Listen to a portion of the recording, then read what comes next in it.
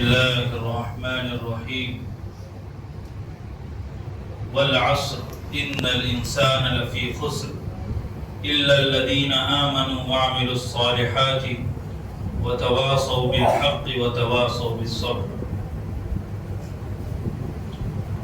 اللہ تعالیٰ نے اس قرآن مجید کی مختصر سی صورت میں بہت اہم پیغام اور بہت اہم عنوان بیان فرمایا ہے۔ 2 لائن کی یہ صورت ہے، 3 آیات اس کے اندر ہے، اس کو سورۃ العصر کہتے ہیں۔ اللہ نے قسم کھا کر بات بیان فرمائی ہے۔ اللہ کو قسم کھانے کی ضرورت نہیں ہے، لیکن انسانوں کو سمجھانے کے لیے کہ انسان جب کوئی بات بہت پکی اور سچی کہتا ہے تو پہلے قسم کھاتا ہے۔ تو انسان کی طبیعت اور انسان کے مزاج کے لحاظ رکھتے ہوئے اللہ تعالیٰ نے قسم کھا کر ایک بات بیان کی ہے۔ عام طور سے ہوتا ہے ایسا کہ ہم دیکھتے ہیں کہ بھئی میں جھوٹ نہیں بول رہا، میں قسم کھا کر بول رہا ہوں، یہ بات ایسی ہے۔ تو یہ آدمی قسم کب کھاتا ہے؟ جب کسی بات کو بتانا ہوتا ہے کہ وہ بات سچی اور پکی ہے، اس میں کسی طرح کا کوئی جھوٹ شامل نہیں ہے، تو اپنی بات کو مضبوط انداز سے بیان کرنے کے لیے انسان کیا کرتا ہے؟ قسم کھاتا ہے۔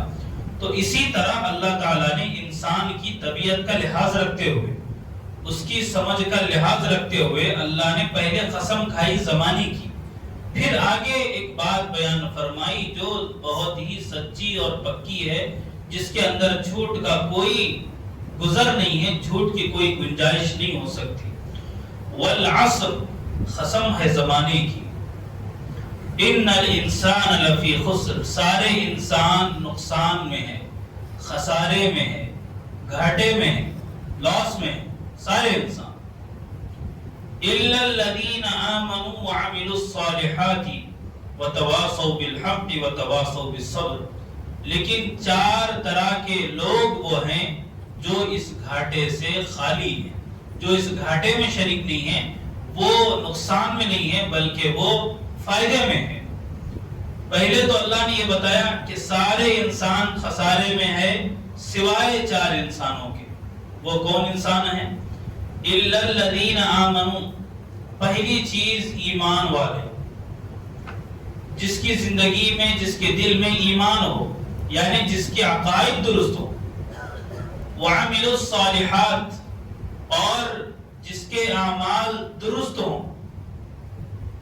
پہلی چیز ایمان، دوسری چیز نیک کام۔ وتواصوا بالحق، تیسری چیز ہے حق کی ایک دوسرے کو دعوت دینا۔ یہ صفت جس کے اندر ہے وہ بھی کامیاب ہے۔ وتواصوا بالصبر، اور حق کی دعوت دینے میں کسی طرح کی کوئی پریشانی مصیبت آتی ہے تو اس میں صبر کی تلقین کرنا اور خود بھی صبر کرنا۔ کتنی چیزیں ہو گئی؟ 4 چیزیں ہو گئی۔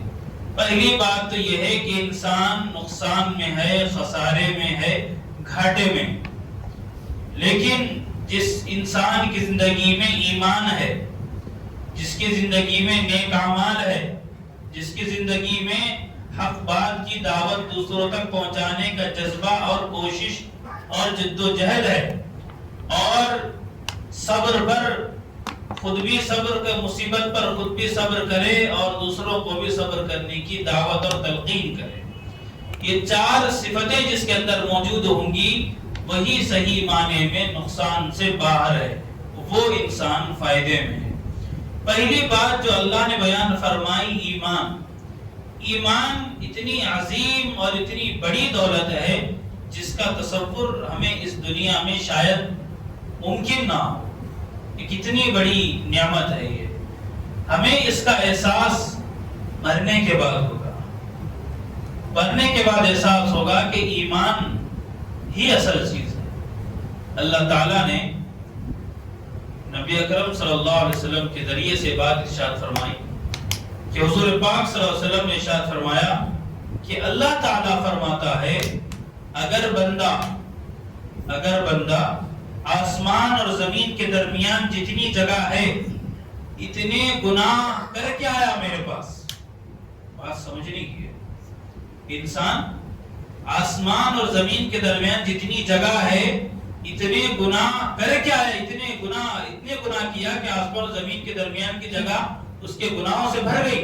اتنے کروڑوں اربوں خربوں اس نے گناہ کیے ہیں، لیکن اللہ کے ساتھ کسی کو شریک نہیں ٹھہرایا، شرک نہیں کیا. توحید پر قائم رہتے ہوئے اس نے گناہ کیا تو اللہ ایک نہ ایک دن اس کو جنت میں ضرور داخل کریں گے. یہ ہے ایمان کا پاور، ایمان کی طاقت، ایمان کی اہمیت، ایمان کی عظمت، ایمان کی فضیلت. یہ ایمان ہے. اس کے مخالف اگر کوئی انسان زمین اور آسمان کے درمیان جتنی جگہ ہے اتنے بھر کے وہ بھلائیاں کر کے اللہ کے پاس جائے، اتنے نیک کام کر کے وہ اللہ کے پاس جائے، لیکن اس کی زندگی میں ایمان نہیں تھا تو پھر اسے اللہ کے پاس کوئی جگہ اس کے لیے نہیں. ایمان ہے اصل چیز.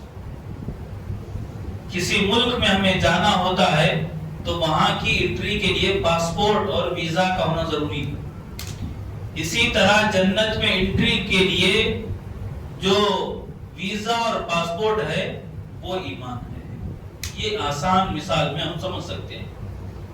ایمان نہیں ہے دنیا بھر کے نیک کام کریں کوئی فائدہ ملنے والا نہیں. ایمان نہیں ہے دنیا بھر کی بھلائیاں کریں اللہ کے پاس کوئی حصہ نہیں. دنیا میں ہاں لوگ اسے تعریف کر لیں گے اور اللہ بھی اسے دنیا میں اور اس کو دنیا عطا کرے گا اور عہدے سے اس کو نوازے گا، لیکن آخرت میں کوئی حصہ نہیں. اسی لیے ایمان کو غنیمت سمجھے.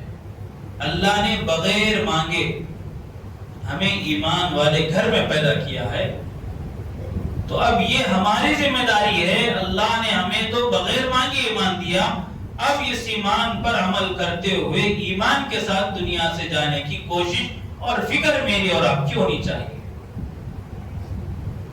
اللہ نے تو ہمیں بغیر مانگے دیا، ہمیں احساس نہیں ہے، اس کے باوجود ہمیں احساس پیدا کرنے کی ضرورت ہے.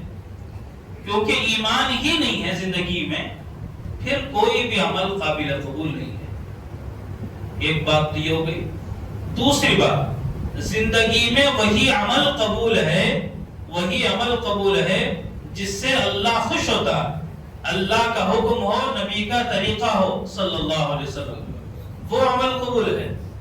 اگر کوئی بندہ ایک اچھا کام کر رہا ہے لیکن اللہ کے حکم کے خلاف کر رہا ہے تو پھر اس عمل کو اچھا عمل اور نیک عمل اور عمل صالح نہیں کہیں گے. مثال کے طور پر کوئی ایک انسان کسی دوسرے انسان کے پاس اس کے پاس سے پیسے چوری کر رہا ہے اور کسی غریب کی مدد کر رہا ہے تو یہ اس کا عمل درست نہیں ہے. مدد کرنا اچھی بات ہے، اپنے پاس پیسہ ہو تو بہت اچھی بات ہے، مدد کرو، لیکن پیسہ نہیں ہے چوری کر کے کسی کی مدد کر رہا ہے تو پھر اس پر کوئی ثواب ملنے والا نہیں. یہ بات ذہن میں ہونی چاہیے.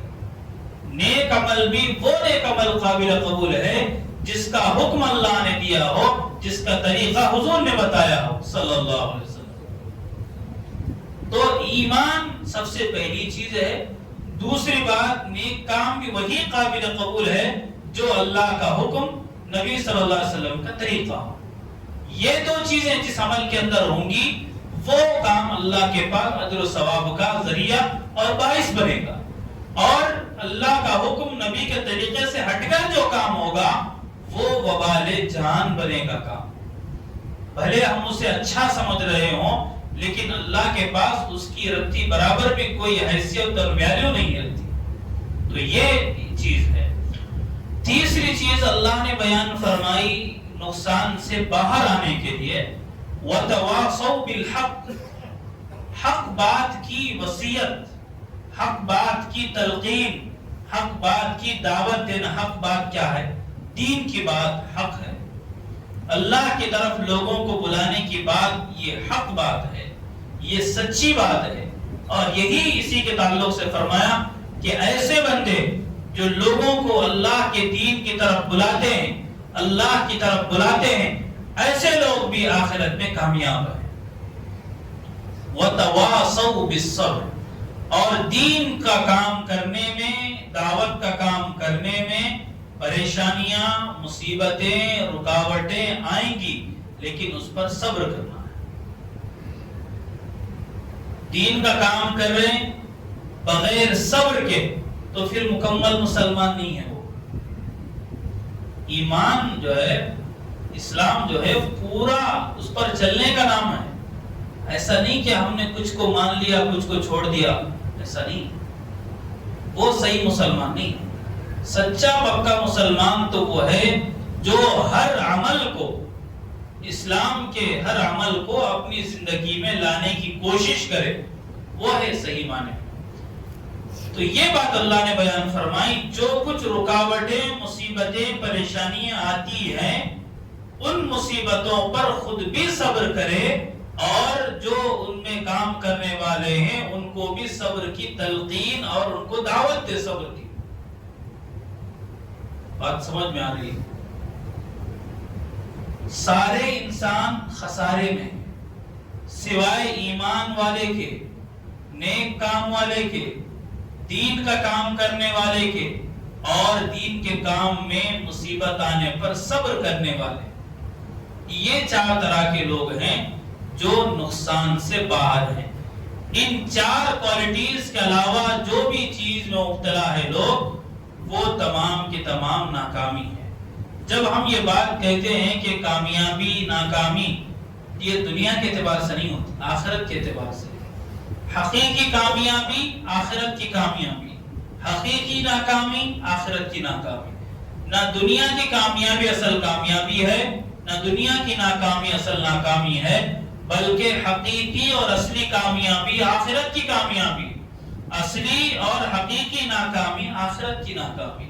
جو جہنم سے بچا لیا جائے، جہنم میں اس کو داخل کر دیا جائے، یہ حقیقی کامیابی ہے، اور جو جنت سے بچا لیا جائے، جہنم میں داخل کر دیا جائے، یہ حقیقی ناکامی ہے۔ تو یہ بات اپنے ذہن میں ہم رکھیں کہ کامیابی کا معیار دنیا کا مل جانا نہیں ہے، کامیابی کا معیار دین کا مل جانا اور اس پر عمل کا جذبہ اور فکر کرنا، یہ صحیح معنی میں کامیابی کی دلیل ہے۔ اللہ سے دعا ہے اللہ تعالی ہم تمام کو بھی جو صفات بیان فرمائی، ان صفات پر بھرپور اترنے کی توفیق عطا فرمائے۔ وآخر دعوانا الحمدللہ رب العالمین۔